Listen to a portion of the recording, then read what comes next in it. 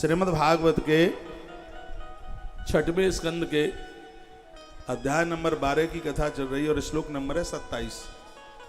आप अपने घर में भागवत रखते हो तो इस श्लोक को जरूर पढ़िएगा, इसका व्याख्यान पढ़िए।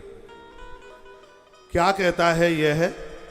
वो कहता है कि भगवान मैं आपसे मोक्ष नहीं चाहता, जो मेरे कर्म हैं कर्म के अनुसार मुझे जन्म मिल जाए। क्या अद्भुत वृत्रासुर बोला है, मैंने जो कर्म किए हैं मेरे कर्मों के अनुसार जिस घर में मुझे जन्म मिल जाएगा स्वीकार करूंगा, मैं कभी आपको उल्हाना नहीं दूंगा। लेकिन आपसे मुझे एक वरदान चाहिए, और ये वरदान इसने इतना अद्भुत मांगा है।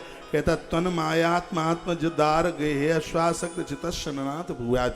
ये कहता है कि भगवान मुझे संतों का संग, मेरा संतों के साथ से संग न छूटे, मुझे महापुरुषों का सानिध्य मिले, उनके चरणों में जगह मिले।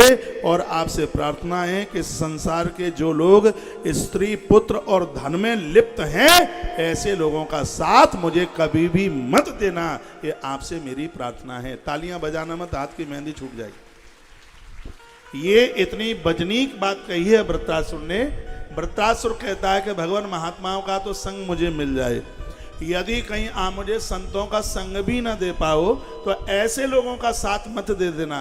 कैसे लोग? जो पत्नी पुत्र और संपत्ति के लिए दुनिया में अपराध करने के ऊपर उतारू हो गए हैं। वो अपराध पैसे कमाने के लिए कर रहे हैं, धन इकट्ठा करने के लिए अपराध कर रहे हैं, बच्चों के लिए अपराध कर रहे हैं और पत्नी के लिए अपराध कर रहे हैं। जो पत्नी पुत्र और संपत्ति के लिए अपराध करने में लगे हैं, भगवान आपके चरणों में मेरी ऐसी प्रार्थना है, ऐसे लोगों का साथ कभी मुझे भूल करके भी मत दे देना।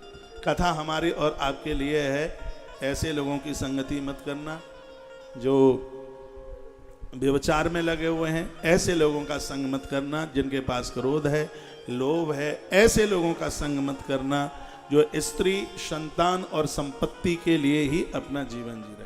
आदमी का अपना तो कोई खर्चा ही नहीं, एक पैंट में 1.5 साल निकाल दोगे आप, एक धोती आपकी जल्दी फटने वाली नहीं है।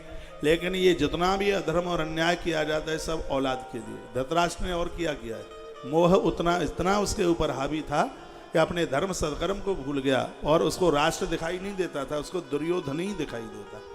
और इस धरती पर अपराध वही करते हैं जिन्हें सिर्फ अपनी औलाद ही दिखाई देती है और उन्हें कुछ भी दिखाई नहीं देता।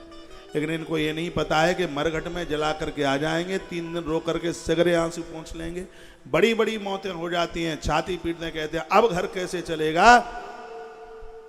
महीना 2 महीने के बाद सबके घर चलते हैं भैया, सब आंसू पहुंच करके रह जाते हैं।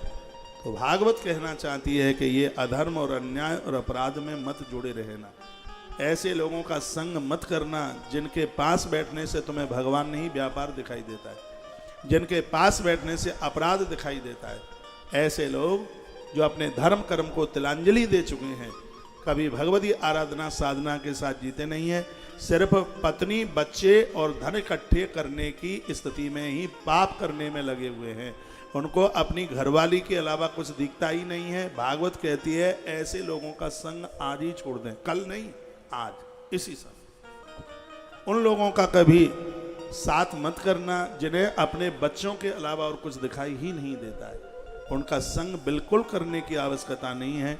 और उनका संग छोड़ देना जो धन के लिए धर्म को बेच करके आ गए हैं, ऐसे लोगों का साथ मत करना। वृत्रासुर ने भगवान से यह मांगा। कितनी बड़ी स्तुति है। कथाएं आप बहुत ज़्यादा सुनते ही हैं, कथाएं चलती ही रहती हैं, लेकिन मेरी ये पवित्र व्यासपीठ उन बातों को आपके बीच में प्रकट कर रही है जो वर्तमान समय में जिनकी आवश्यकता है, जिनकी जरूरत है। उनको कहा जाए, क्या कहा जाए जो वानप्रस्थी हो गए, बच्चों को भी बच्चे हो गए, लेकिन वो भी घर के अंदर वाला कमरा छोड़ने को तैयार नहीं है। अभी वो अपनी औलाद से भी ज्यादा भोगी है। उनको आप क्या कहोगे? अभी वो जलेबी का रस चाखते चाखते अभी उनकी उपरती नहीं हुई है। बाबा पूरनदास जी महाराज एक बड़ी अच्छी बात कहते थे। वो कहते थे, हमें आज भी याद है कि जलेबी तब तक खाओ जब तक तुम पचा लो, और जलेबी खाते खाते लोटा लेकर के तुम खेत में बैठे रहे तो फिर जलेबी खाने का फिर मायना क्या है, क्या मतलब है। अब जलेबी खाने के लायक यानी भोग भोगने के लायक नहीं रहे हो। अब तो तुम बूढ़े लोग, वो कहते थे पति और पत्नी दोनों इस हिसाब से अपना जीवन जीना। मेरी व्यासपीठ एक बात कहेगी, मैं ये नहीं कह रहा हूँ कि दादा और दादी बहन भाई बन जाएं, लेकिन ये व्यासपीठ ये जरूर कहती है जब तक बहन और भाई जैसी पवित्रता के साथ वानप्रस्थ जीवन नहीं जिया जाएगा तब तक कल्याण नहीं हो सकता, नहीं हो सकता। संसार भोगने के लिए एक समय होता है।